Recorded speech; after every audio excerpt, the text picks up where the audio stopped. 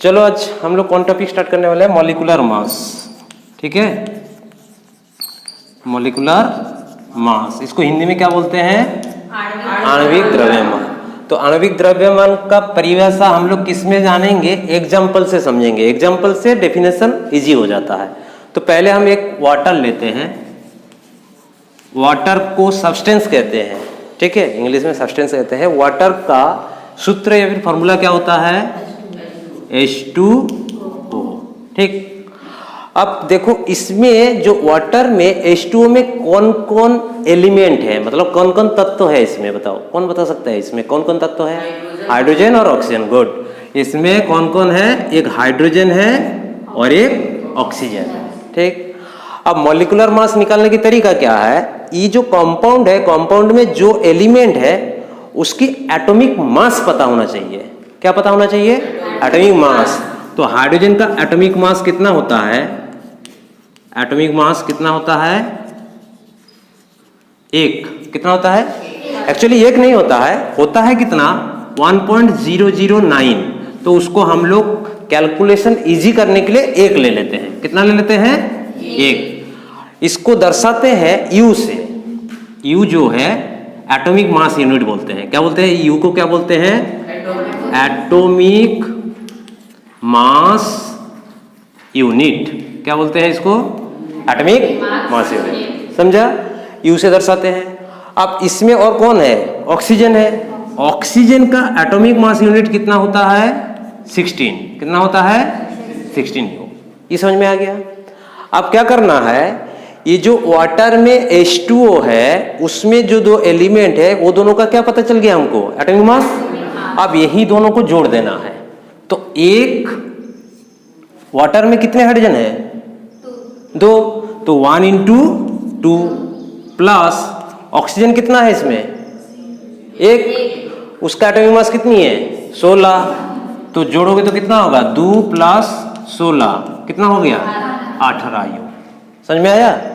तो कहने का मतलब मॉलिक्यूलर मास की डेफिनेशन तब क्या हो रहा है, वाटर कौन है, सब्सटेंस है। एक सब्सटेंस में जो प्रेजेंट एटॉम कौन कौन है, हाइड्रोजन और ऑक्सीजन की सम क्या कर रहा हूं, atomic mass. The sum of atomic mass in present it एक सब्सटेंस में। कोई भी सब्सटेंस में जो एटम्स है उस एटॉम का एटॉमिक मास को जोड़ देंगे तो मॉलिक्यूलर मास निकल जाएगा। समझ में आया। एटॉमिक मास को हिंदी में क्या बोलते हैं, एटॉम मीन्स बोलो, परमाणु द्रव्यमान। ये परमाणु द्रव्यमान है। परमाणु द्रव्यमान को जोड़ दो तो मॉलिक्यूलर मास निकल जाएगा, मतलब आणविक द्रव्यमान निकल जाएगा। आणविक द्रव्यमान की परिभाषा समझ में आया। आणविक द्रव्यमान का परिभाषा क्या हुआ, किसी सब्सटेंस में, मान लो ये H2O सब्सटेंस है, उसमें प्रेजेंट कौन कौन है, हाइड्रोजन और ऑक्सीजन। हाइड्रोजन और ऑक्सीजन का एटॉमिक मास को जोड़ देने पे मॉलिक्यूलर मास निकल जाता है। समझ में आ गया। अब मैं दे रहा हूं NH3। NH3 कौन है, एमोनिया। एमोनिया का मॉलिक्यूलर मास कितना होगा, एमोनिया का मॉलिक्यूलर मास कितना होगा निकालो। तो उसके लिए क्या पता होना चाहिए, एमोनिया में कौन कौन एलिमेंट है, कौन कौन है बताओ, नाइट्रोजन और हाइड्रोजन। एमोनिया में एक नाइट्रोजन है और एक हाइड्रोजन है। अब इसका मॉलिक्यूलर मास पता होने के लिए हमको क्या होना चाहिए, नाइट्रोजन का क्या पता होना चाहिए, एटॉमिक मास, और हाइड्रोजन का भी एटॉमिक मास। हाइड्रोजन का एटॉमिक मास कितना होता है, 1, जानते ही हैं। आप नाइट्रोजन का कितना होगा, नाइट्रोजन का परमाणु भार कितना होता है बताओ, कल बताए थे इसको याद करने के लिए, 7। तो उसकी लगभग दुगुना होता है। कितना, 7 है तो कितने होंगे तो आप 14। समझा, कितना हो गया, 14 हो गया। अब यहां पे हमको क्या करना है, देखो कितने नाइट्रोजन है, तो कितना रखेंगे, 14 रखेंगे, प्लस हाइड्रोजन कितना है, उसकी जो एटॉमिक मास कितना होता है, 1। तो 3 into 1 तो कितना हो जाएगा, 17U। समझ में आया कि नहीं, समझ में आ गया। तो कहने का मतलब मॉलिक्यूलर मास निकालने के लिए जो कंपाउंड मैंने दिया, उस कंपाउंड में जो तत्व है, एलिमेंट है, उसकी क्या पता होना चाहिए, एटॉमिक मास। और एटॉमिक मास तभी निकाल पाओगे उसकी परमाणु भार पता रहेगा तत्व। ठीक, तो ऑक्सीजन का कितना होता है एटॉमिक मास, 1। नाइट्रोजन का कितना होता है, 14। ऑक्सीजन का कितना होता है, 16। ठीक, ये सब ध्यान में रखो। अब मैं और एक दो ठक करवा रहा हूँ, उसके बाद आप लोग को दूंगा। जैसे कि मान लो मैंने CO2 दे रहा हूँ, सब बुक में है, चिंता मत करो, सब बुक में ही है, मिल जाएगा। मैं CO2 का मॉलिक्यूलर मास निकालने के लिए क्वेश्चन दिया हूँ, कौन निकाल सकते हैं बताओ? तो इसमें पहला क्या देखना है मेरे को, इसमें कौन कौन तत्व है, कौन कौन है?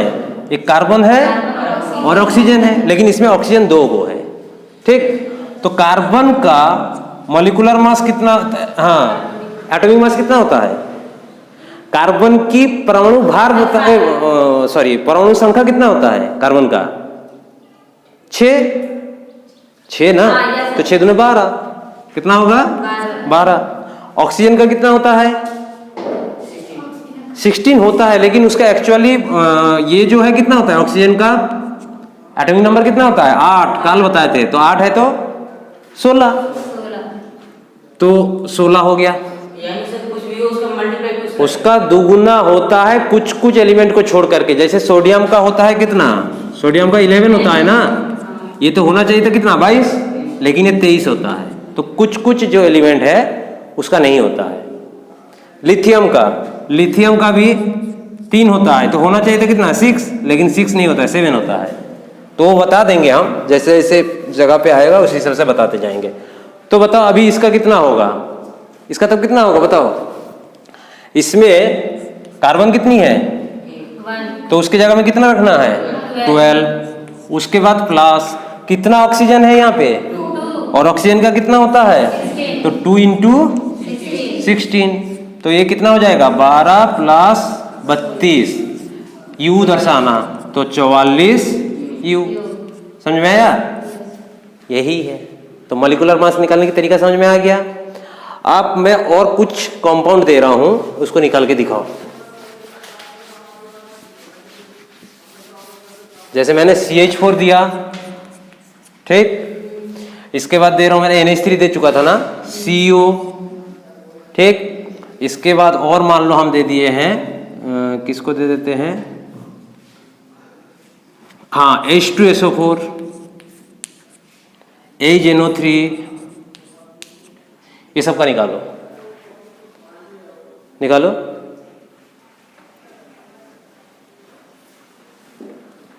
निकल पाओगे?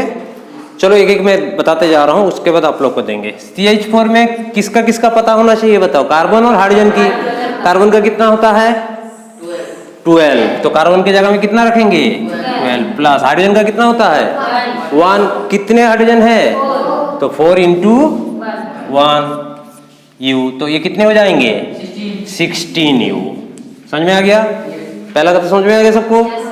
अब दूसरे पे आ जाओ, कितने कार्बन है? 1, तो कितना रखना है?